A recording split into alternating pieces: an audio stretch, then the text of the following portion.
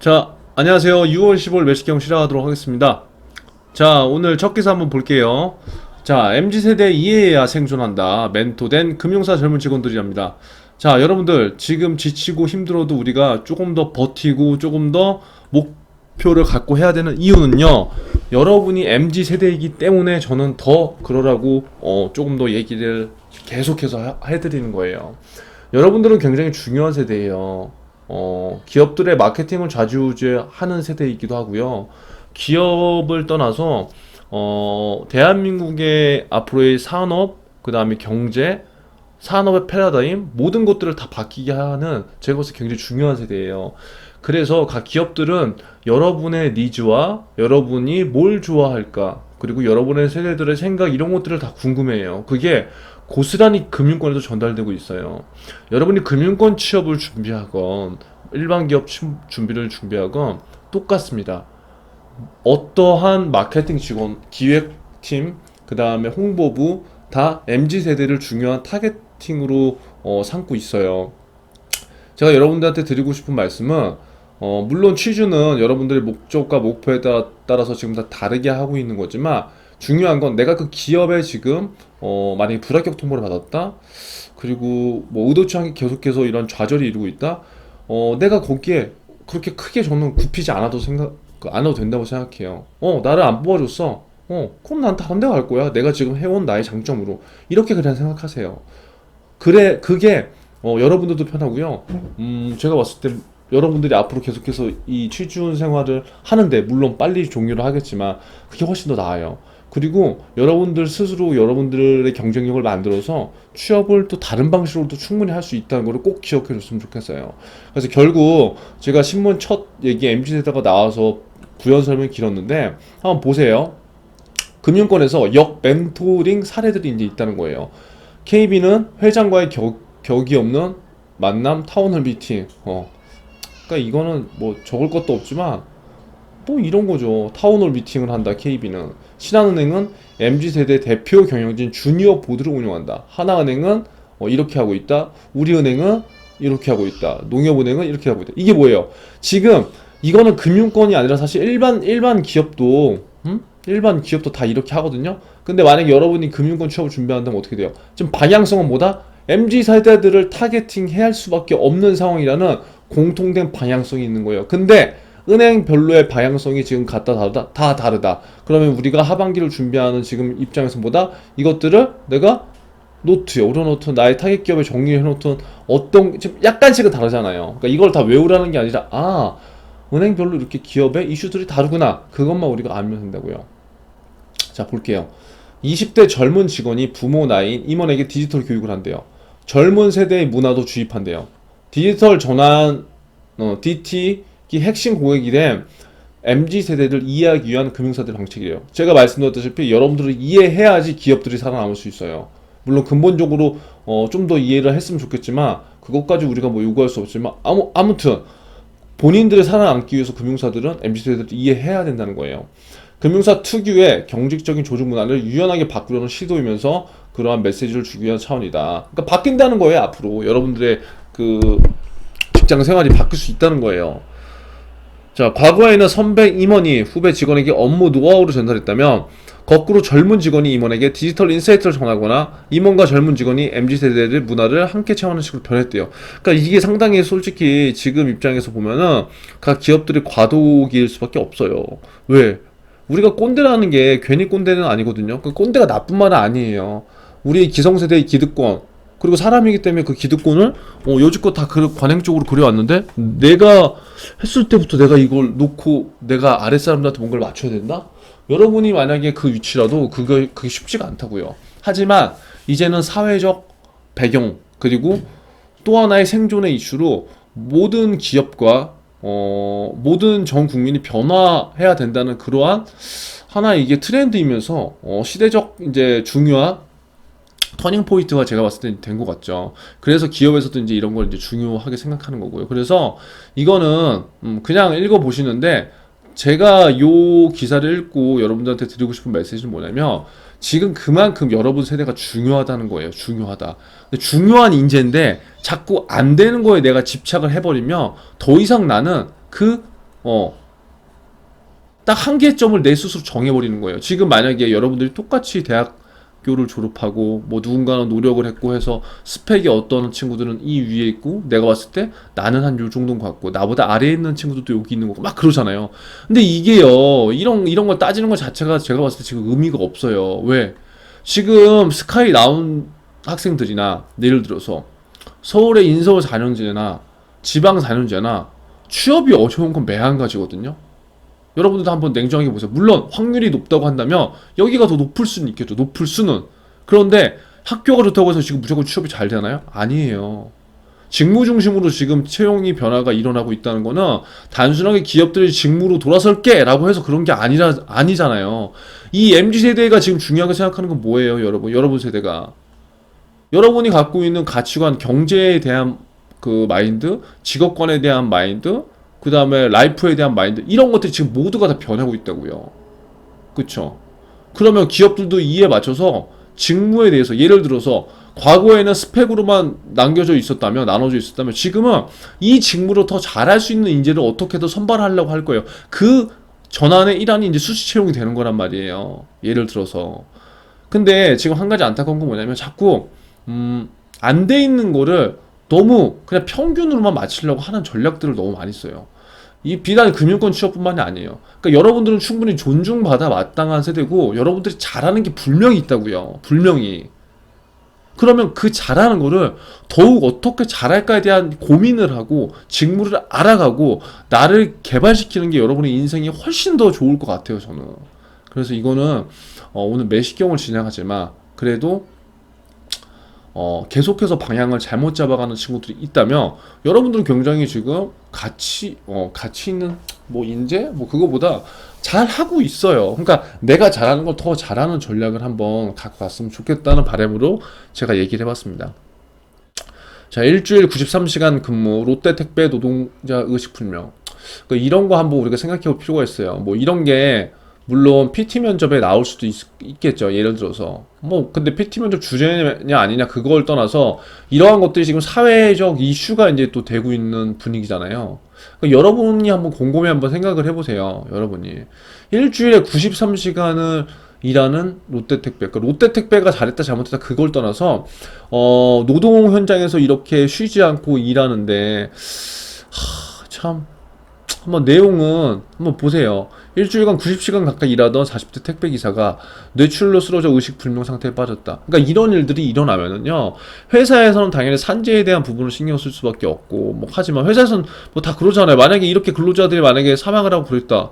그럼 보상을 해주고 다 그럼 좋겠죠. 근데 기업에서도 이러한 것들이, 굳이 지불하지 않아도 되는 거면? 안 하는 거죠. 그래서 이러한 것들이 문제가 되고 있는 거잖아요. 그런데 우리가 인간적으로 봤을 때, 보세요. 이 택배 회사에서 일하시는 분들은 굉장히 힘들죠. 그런데 그 힘듦을 더 힘들게 하는 사례인 것 같아서 저는 가슴이 별로 좋지는 않아요. 이런 것들 당연하게 저는 보상을 해줘야 된다고 생각을 하고 예를 들어서 그게 법제화되어 있지 않은 법제화되는 것들을 만들어야 되지 않을까라고 싶습니다. 그러니까 이 기사는 여러분이 읽어보시는데 여러분들은 나중에 큰 일을 할 사람들이다 라고 저는 생각을 해요. 그 큰 일이 꼭 돈을 많이 벌고 기업의 높은 위치 그런 것만은 꼭 아니니까요. 자, 이렇게 생각해 보는 거예요. L택배 회사가 있어요. 근데 만약에 지금 기사가 40대 택배 회사가 지금 이렇게 90시간 넘게 일하면서 어떻게 보면 이게 혹사잖아요, 혹사. 쓰러졌어. 그럼 여러분들 가족이라면 여러분 무슨 생각이 들까요? 당연히 회사에서 이렇게 초과 근무를 시켰기 때문에 바쁜데도 불구하고 이렇게 일을 해서 사망했다고 생각하지 않을까요? 저라면 냉정하게 그럴 것 같아요. 그럼 회사에 뭘 바랄까요? 첫 번째, 돈을 바랄까요? 저는 물론 당연히 그에 대한 보상도 있겠지만 첫 번째, 진심 어린 사과를 해봐 저는 바랄 것 같아요. 그리고 두 번째, 그에 대한 보상이 적당하게 이루어진다면 더욱더 좋겠죠. 그런데 이러한 사건, 사고들이 일어나면 대부분 회사 측은 우리의 잘못 아니다. 우리는 정상적으로 근무를 시켰다. 이제 이러한 태도로 가니까 유족들도 굉장히 힘든 거예요. 그래서 이러한 것들이 정부나 이제 이런 데서 좀 관심을 가져야 되고, 자, 보세요. 이 택배 노동조합이 어떻게 보면 여러분들이 만약에 지금 취업을 하는 건 공채잖아요. 그러면 이거와는 또 다른 직군, 물론 정규직인 분들도 계시겠지만 또 다른 직군이거든요. 그러면 이런 사회적 배려가 필요한 직군들한테 조금 더 이 회사, L사가 저는 조금 더 배려를 해주는 게 좋을 것 같아요. 그러면 이 택배회사 직원분들이 일을 더 열심히 하지 않을까요? 이게? 저는 이런 문화가 돼야지, 기업이 더 성장하고, 이 기업에서 더 일하고 싶은 사람들이 많아진다고 생각해요. 근데 대부분 단기적인 이익에 급급하니까 그게 안 될 수밖에 없는 거죠. 그래서 이거는 그냥 뭐 PT 면접이건 뭐건 간에 우리가 한번 이러한 사회적 이슈에 대해서 생각해 볼 필요성이 있는 것 같아요. 결국 여러분이 취준을 준비하는 금융권이든 일반 기업이든 윤리, 신뢰, 도덕적, 사회적 책임 이런 것들이 굉장히 또 중요한 시기고요. 그것들은 공부를 한다고 해서 절대 되는 게 아니죠. 평소에 내가 갖고 있던 마인드, 가치관, 조직관 이런 것들이 어우러진 거기 때문에 정말 저 일이 나한테 일어났다. 그런 걸 한번 생각을 한번 해보세요. 얼마나 억울하고 답답하겠어요. 자, 세 번째 기사입니다. KB신한 빅2 차세대 플랫폼 전쟁. 네이버 카카오와 빅테크 일전이랍니다. KB와 신한은 항상 뭐예요? 리딩뱅크를 두고 있어요. 여기 나오잖아요. 리딩뱅크 각출전을 벌이고 있는 KB금융과 신한금융이 차세대 금융 플랫폼을 앞세워 네이버, 카카오 등 빅테크 기업과 전면전에 나선대요. 지금처럼 오픈뱅킹 수준에 머물다가 뭐예요? 쇼핑, 자산관리, 재테크 등 다 잡아먹힐 것 같아. 그러니까 야, 우리 KB하고 신한 빨리빨리 우리가 먼저 뭔가를 해보자. 이제 이런 거라고요. 금융은 물론 하나의 앱에서 라이프 사이클 전반을 관리할 수 있는 멀티 생태계를 얼마나 쓰기 쉽고 가볍게 만드냐에 따라 성패가 갈릴 것이다. 금융 위협하는 빅테크 천하. 직장인 김모 씨는 최근 모든 금융 생활을 뭘로 한다? 네이버페이. 보세요. 그러니까 예전에는 은행 앱이나 뭐 내가 사용하는 금융회사의 앱을 썼다면 지금은 이제 이렇게도 많이 이용한다는 거예요. 그러면 금융회사 입장에서 은행 입장에서 얼마나 리스크가 크겠어요. 위험을 직감하는 거죠. 그쵸? 자, 여러 신용카드사의 할인 행사나 포인트를 챙기는데 염증이 난터다. 네이버 페이를 쓴 뒤로는 어떤 신용카드를 쓰든 네이버 포인트로 적립이 되고 일반 카드사가 혜택을 주지 않는 편의점 주류 등에도 포인트가 따라왔다. 그러니까 더 좋은 거죠. 소비자 입장에서는. 이런 금융 플랫폼 회사들이 이렇게 하니까 금융기관 대출과 은행 뭐까지 한 번에 다 볼 수 있다.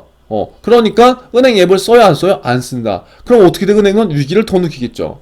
그래서 지금 여러분들이 모바일에 대해서 더 관심을 가져야 되는 이유도 이제 이런 거죠. 김씨는 14일 일반 신용카드를 쓸 때는 혜택을 챙기려고 해봐도 항상 손해보는 느낌. 하지만 네이버와 카카오페이를 쓰면 뭐다? 가끔 체크만 하면 돼. 생활이 너무 편해진다. 그래서 좋다는 거예요.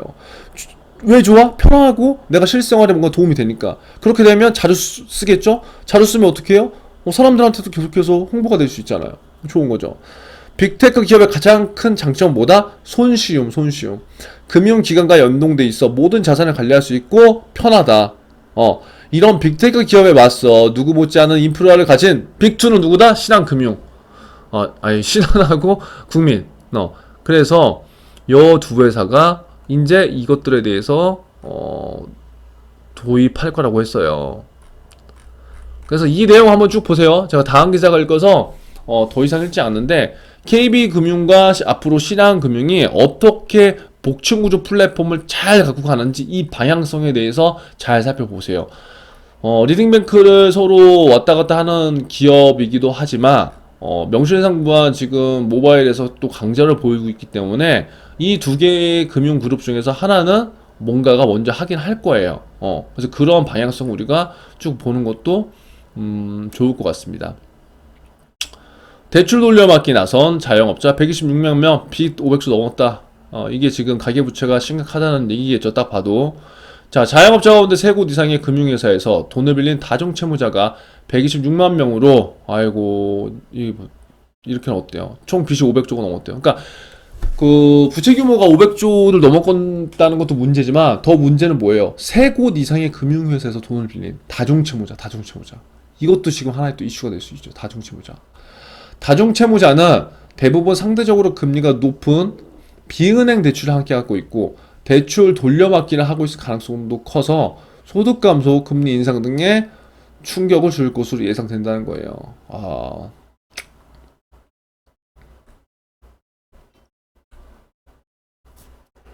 한번 보세요. 이게 현실이에요. 인천 남동구에서 식당 운영을 하는 박모 씨는 요즘 대출을 찾아다니는 게 일이래요. 왜 일이겠어요, 여러분? 자영업자 지금 굉장히 힘들거든요. 코로나 계속 지금 힘들잖아요. 근데 제가 계속 얘기하지만 돈이 나올 데가 없어. 그러니까 대출을 하려고 하는 거예요. 근데 여기서 안 된다고 하니까 찾아주는 데 가는 거죠. 자, 코로나19로 개전 휴업이나 다름없는 상태가 1년 넘게 이어지면서 박 씨는 지난해 말부터 소상공인재단 긴급대출, 2차 대출, 경영안정자금 6천만 원까지 빌렸대요. 이렇게 빌린 거예요. 근데 빚을 늘리지 않으려 배달 라이더로 투잡을 뛰고 5개월 동안 밀린 월세를 보증금에서 제하면서까지 버텼지만 어떻게 한다? 어쩔 수 없다. 아이고, 코로나로 영업 제한과 매출 절벽이 계속되자 박 씨는 그 뒤로도 저축은행에서 700만 원, 카드사에서 500만 원 더 빌렸대요. 갈수록 신용도가 떨어져 최근에는 캐피탈 대부업체에서도 대출 승인을 받지 못했다. 그러니까 이거 뭐 더 버티겠어? 이제 이렇게 되는 거예요. 그래서 박 씨처럼 3곳 이상의 금융사에서 대출을 받은 다중채무자는 몇만 명? 126만 명이다. 다중채무자는 대부분 금리가 높은 이금융권과 대부업 대출을 함께 갖고 있어 이자 부담이 크대요. 다중채무자는 주로 은행 대출을 갚지 못하거나 대출이 더 필요해진 상태에서 은행 문턱을 넘지 못해 이렇게 빠지는 경우가 이제 많대요. 그래서 여기 이제 보면은 대출이 굉장히 제가 중요하다고 말씀드렸잖아요. 근데 계속 뭔가 안 풀리기 때문에 이것들을 계속 돌려막기를 또 하는 이런 부작용도 생겨요. 그래서 이러한 것들은 참 안타깝긴 하지만 뭐 빨리 해결이 돼야 되겠죠. 이런 것들이. 자, 여기 한번 좋은 말이 있는데 한번 볼게요. 이게 지금 여러분 자산관리가 중요한 이유는 뭐냐면 대출에도 자산관리가 굉장히 좀 많이 들어가야 되거든요. 왜냐? 이러한 대출자들을 좀 더 효율적으로 대출을 포트폴리오를 구성해주고 좀 더 좋은 조건으로 해주는 그러한 일을 하는 분들도 계세요. 그러니까 대출도 그냥 내 주거래 은행이라고 해서 거기서 받고 거기서 모든 걸 끝나는 게 절대 아니라는 걸 좀 알아줬으면 좋겠고, 여러분들이 만약에 금융권으로 취업을 했다면 이러한 상황에서 내가 고객들한테 뭘 도움을 줄 수 있어요, 여러분? 그리고 이거 생각해 봐야 되겠죠. 대출이 지금 예를 들어서 이러한 우려가 있잖아요. 그럼 한번 여러분도 스스로 생각해 보세요. 이러한 시점에서 은행에서 대출을 해주는 게 맞을까? 안 해주는 게 맞을까? 그렇다면 이유는 뭘까? 이러한 것들을 생각해 보면서 나의 의견을 정리해보는 연습을 조금씩 해봐야 돼요. 그 의견이 맞고 틀리고 중요한 게 아니라 왜 내가 이렇게 생각했는지에 대한 근거, 그것들을 한 번씩 정리를 좀 해봤으면 좋겠습니다. 자, 아무쪼록 오늘 뭐 시간은 다 됐기 때문에 나머지 것들은 이번 주에 못한 건 하고요. 아무쪼록 오늘 6월 15일도 화이팅 하시고요. 좋은 하루 되시길 바라겠습니다.